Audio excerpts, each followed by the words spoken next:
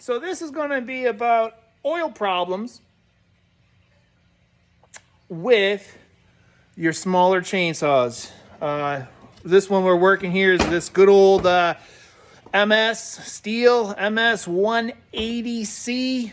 This will work for the 170s, yada, yada, yada. So we got this saw came in, as you may or have already seen with the other video, or maybe not. I really, it's up to you. It came in all oily. Look at all this oil. I mean, I think OPEC was knocking on their door to see if they can start tapping into this case to get their oil back. Either way, there's a few things that we had to check right away before you get too crazy. I'm trying to get this thing down. Before you get too crazy. If you take it to a saw shop where you bought it from, especially this STIHL, they probably say it's not even worth fixing. They maybe give you the easiest way out that they know is to take your bar and shave off all that paint.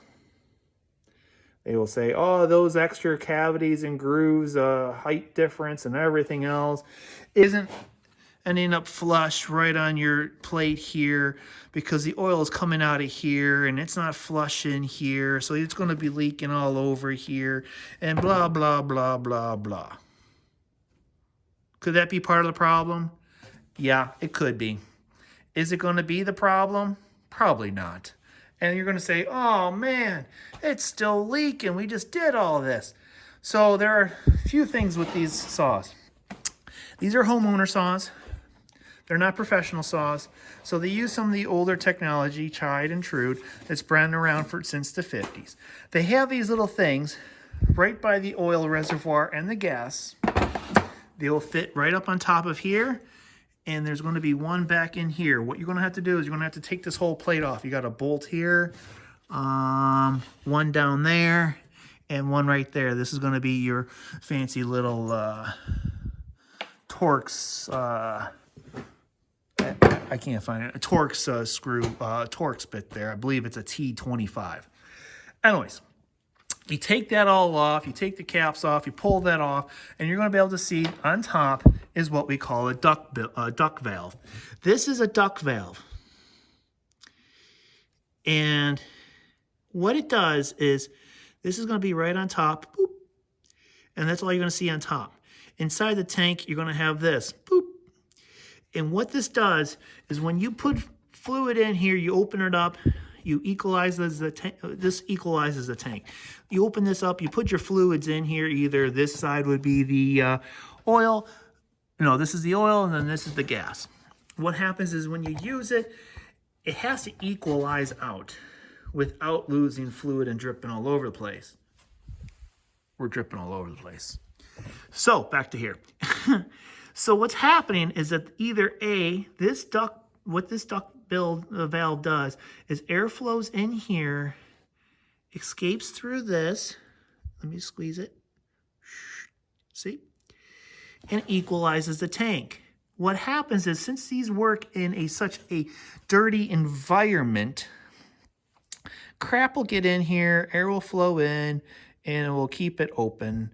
And through time, or this gets weak, it just starts leaking all over the place. This is something that could be replaced. These are fairly reasonable and cheap. That's something you can do easily. The other thing that you may want to check is your worm screw. What's a worm screw? Well, a worm screw is what goes in here. So every time this spins around, it catches on a tang on here. And if you look on your clutch, you have a mark right there. That will tell you where that worm screw leg is. It spins around, it pushes the oil pump, and it pushes it through this little hole, through this cavity, fills this cavity up, gets into the bar, blah, blah, blah. Sometimes it starts leaking through here, and you see that. It's like leaking all over when you went to change your bar or your chain or whatever, right? So how do you get into that? Very simple. I have one of these fancy, and it's so fancy. It goes right into the spark plug, and it's a stopper. This screws right in, And I screw this right into a tension that a length that I like. It goes in and out. And it stops the piston from moving up and down. And we're going to need to do that. You can use rope if you want to. I use this. It's a little bit easier. And I find that the rope gets stuck in there and have other issues. This is only like $5. So don't get, it's not worth it. Just get it. And you can know the thread pattern, whatever, you can check it up and, you know, you can look at the spark plug. The spark plugs have numbers on it. You know the thread pattern from that, and then you can get the right one for this. Once you put that in, you're going to take your E-clip off. And that's going to be on the front end of this. I already popped it off. I just used a little screwdriver like this. Got right in there. And I just went, boop, and it came right, you know, with a little more effort. I just did it because I have one hand right now. So you get this E-clip out of the way. Boom. Then you're going to take this plate off. Boom. This is going to slide right off your chain clutch. Nice and clean because we already got into there before. Here's your rollers. When you're getting in here, check them, look at them, clean them off with some cleaner, whatever you want to do. WD-40 works great. So this is right on there pretty tight. So what is nice about STIHL is that on your scrunch, it will fit on there. So we're going to pop this puppy right off. And let me use both hands. All right, we're back. So we're going to spin that right off. As you can see, righty-tighty, lefty-loosey. This is reversed. So keep that in mind. As you're pulling this off, there is a front and a back. And you can tell because there's this bigger tongue on this side, right? Put that on the side. Take this back plate off. Once again, there's a bowl plate, bowl size on that. Okay, and this also tells you top. So this is going to fit in like this. All right. And the STIHL numbers for this is going to be on the back. Here's your worm screw.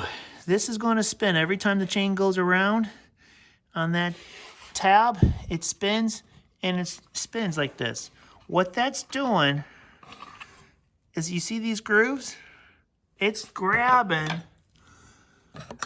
I want to see if I can get a really good, you see this right in there? I'm moving it ever so slightly. It moves the oil pump. So every rotation this makes is spinning that oil pump and pushing it through here. Sometimes this area gets very dirty because it's hard to get to. This gets all clunked up. Oil is just not flowing through correctly. The pump is getting all glunked up. Oil starts dripping through. It's just dripping all over in here, coming through here, this little weep hole. And you're going, what the heck is going on? Because this weep hole looks like it has oil coming out of it. Well, it's because it's dripping down on the inside of here. We just cleaned this all out. That is one thing that I would take a look. Sometimes this gets all gnarled up.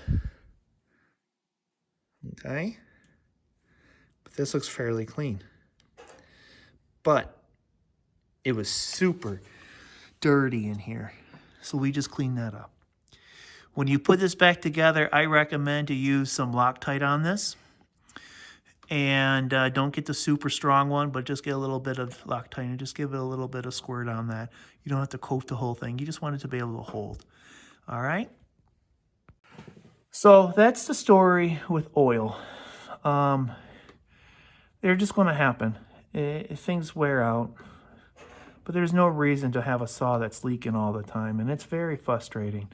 And I know nothing's worse than coming home with a pair of pants that's all oiled up. And you're getting yelled at by your significant other that you're going to ruin their machine. And I don't blame them. So that's how you get into it. If you're looking into any other questions, please let me know. These parts are available online, your local dealer, and I believe I have a part number here. If you're that kind of guy that you need to know the part number for the MS170 or the 180, the part number from STIHL is, holy mackerel, 1123-640-7101, A as in alpha. That is 1123-640-7101, A as in alpha. If you have any other questions, feel free. Until then, keep your saws sharp and be safe.